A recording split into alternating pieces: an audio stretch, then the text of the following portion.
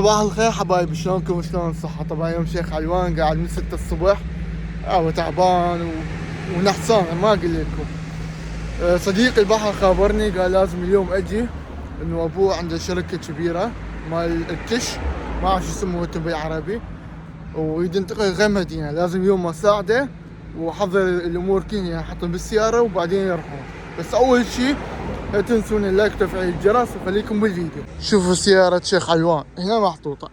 دائما من يقعد الصبح اول شي شو نسوي؟ لازم نروح نشتري قهوة. هسه احنا رايحين لازم نشتري قهوة ونصحصح. وهذا سوبر ماركت لازم هم نطب له. شوفوا هاي راح تسوق وتجي من الصبح. هاي اشترينا القهوة وطبينا السوبر ماركت، اشترينا كم شغلات. هسه نروح للشركة. والله ما ريحة بس عادي شو نسوي. طبعا هاي قرية هنا صغيرة يعني، بس قليل الناس يجون هنا، كل واحد ويروح لعمله. يا ترى شيخ علوان دائما يشرح لكم بالمضبوط، يعني اشتردون بعد. هاي عندكم هنا مثل مدرسة بس مال الاطفال، يعني مثل الروضة، وين ما تروح سكة القطار موجودة. شوف هذا هو الكلب مالته. انتم عبالكم شيخ علوان بس هناك راح يساعد الرجال وكافي. لا مستحيلون، شيخ علوان ابد ما يعرفكم.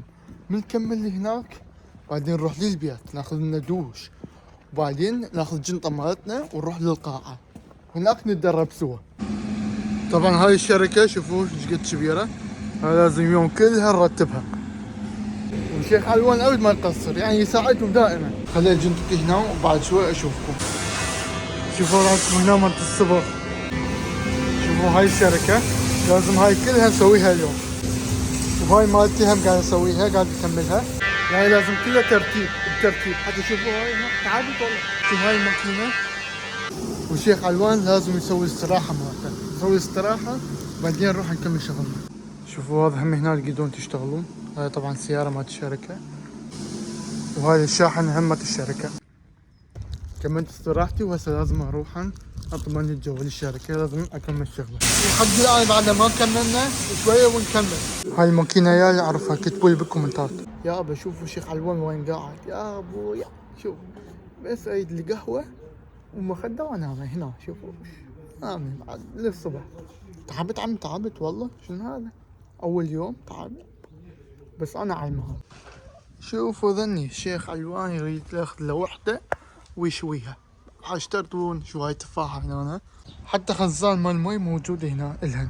ابى اشترطون لكم. هاي الاستراحة مالتي ثانية خلصت. شوف حتى شاي ذني، ان شاء الله حنكمل ساعة بالوحدة بعدين نروح للبيت ناخذ لنا دوش ونروح للقاعة. انتظرونا يابا. الحمد لله كملنا من هذا الشغل ورتبناه كله، وان شاء الله هم باكر لازم ارجع بس اشيل الاغراض وياهم واخليها بالسيارة بعدين يروحون للمكان الثاني. الحمد لله كملنا. تعبت والله، بس اول شيء لازم اخابر ربع قال عمود يجي ياخذني، اذا ما يجي عندي حظر من واتساب ومن انستغرام. طبعا تعرفون شيخ علوان.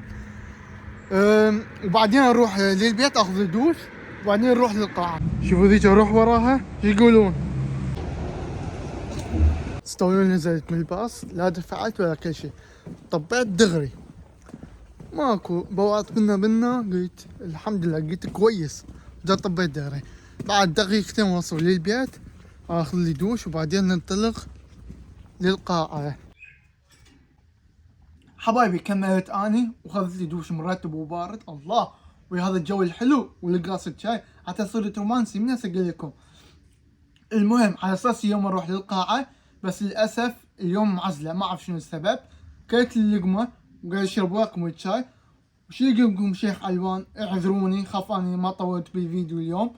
لهنا اقول لكم انتهى الفيديو. لا تنسون اللايك وتفعيل الجرس، وخليكم بالفيديو القادم. ثم الله.